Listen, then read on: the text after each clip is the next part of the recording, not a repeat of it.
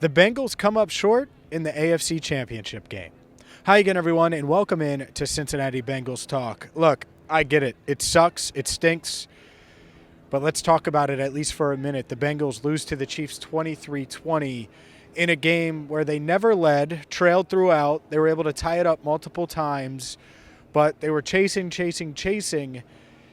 And it looked like, certainly in the fourth quarter, that they were about to get the edge, that they were about to take the lead, that they were about to pull another one of those late comebacks out of their hat that they do. And Joe Burrow, Jamar Chase, T. Higgins, this offense, it looked poised to do so. And late in the fourth quarter, when Burrow found Hayden Hurst on 3rd and 16, that game story, ladies and gentlemen, is buried on my laptop right in front of me. I mean, it was right there. It felt like, all right, they're going to go down. Evan McPherson's going to kick the game-winning field goal, and they're going to punch their ticket to Super Bowl 57. Unfortunately, for the road team, they couldn't string anything else together. And the offensive line was a huge issue tonight. There's no doubt about it. There was a lot of questions, I would say, about this offensive line 2 weeks ago.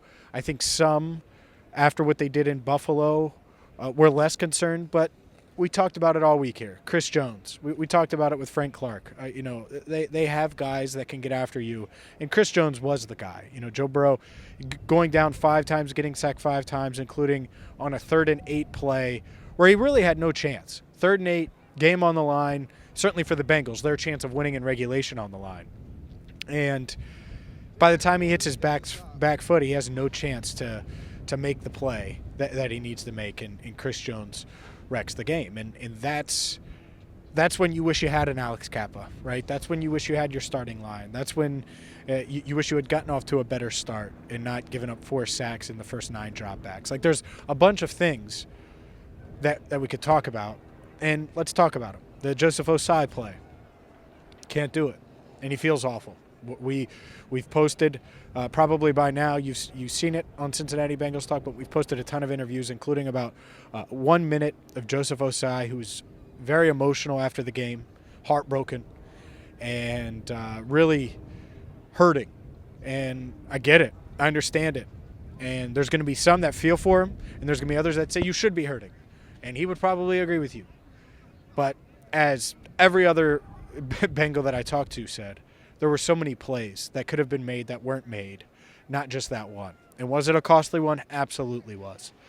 But it was not the only play that cost the Bengals tonight here in Kansas City. And, the 23-20 score is weird. It's the same score as Super Bowl 56. But this had a different vibe because it just continued to feel like, oh, well, the Bengals, they get the ball back with 9+ minutes left in the game with a chance to take their first lead. Doesn't work. Then they get the ball back again, 2:30 left to take their first lead, and they pick up a first down. 9 yards to T. Higgins, then they get the first down. It looked like it was 10. They marked it at 9, I believe. And then after that, the 3rd and 16, they convert that after the intentional grounding, which seemed weird in the moment. 3rd and 16 to Hayden Hurst. They just couldn't string it together. And sometimes that happens, where it's just one play. It's just one little bit of momentum shift, and it's tough. It's tough to play here. I talked about the communication all week long, about this offensive line and how they were going to have to communicate. Well, on the first 2 drives, you have a delay of game, you have a false start. The false start on Akeem Adeniji completely derails what looked like it was going to be a promising start. If they go down and they score even a field goal to start the game, it feels much, much different. And, yeah, they were only down 6-3 at one point, and then 13-3, 13-6 at half. But it's hard to play catch-up. It's hard to play catch-up. And so many times during this Bengals 10-game win streak, franchise record, 10-game win streak, they were playing from ahead. They were getting off to quick starts. And, yeah, they might have to fight back here and there. And they did. And they did tonight. But it's hard to do that on the road in a playoff game with the Super Bowl on the line and be behind and be behind and be behind, and then also do it with a banged-up offensive line. It's just a lot of little things that added up to the Chiefs winning this game, advancing to Super Bowl 57 to play the Eagles in Glendale, Arizona in 2 weeks. Look, I'm going to have a season in review. I'll be able to have more of an emotional reflection on this season. But a few weeks ago, I did the Zach Taylor, and I keep referring to this because I think it was one of our are better videos. The give Zach Taylor credit video. And I did it before the Bills game because I know how these playoff games can go. And I know that things end in an instant. And it's really hard to, in the moment, give credit to someone or do something. So I did it before because you just didn't know what was going to happen in Buffalo. And I'm glad I did it then. But I said the old Andy Bernard quote from The Office. And it's still true. Like, it hurts now.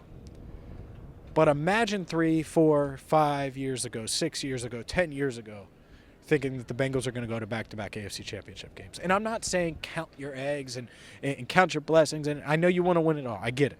Understand it. But it's been a really fun season that I'll have plenty of thoughts on for sure, making all these road trips, in all of those things. And that's what this was for the Rapien family. It's a road trip. It was not. We didn't fly in no private jet. We road tripped that thing, like so many of you did, and so I know it sucks.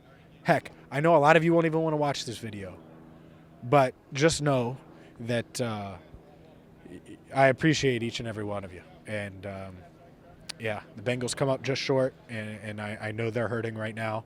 A lot of them, from Jamar Chase to T. Higgins and Joe Burrow. We have all the interviews posted right here on Cincinnati Bengals Talk. We're going to have more posted on Monday morning. We'll have Jesse Bates and Von Bell posted on Monday morning along with Joe Mixon. So we'll have a lot for you here. We're not going anywhere. You hear us all the time. I say it, win, lose, and in the regular season I would add draw.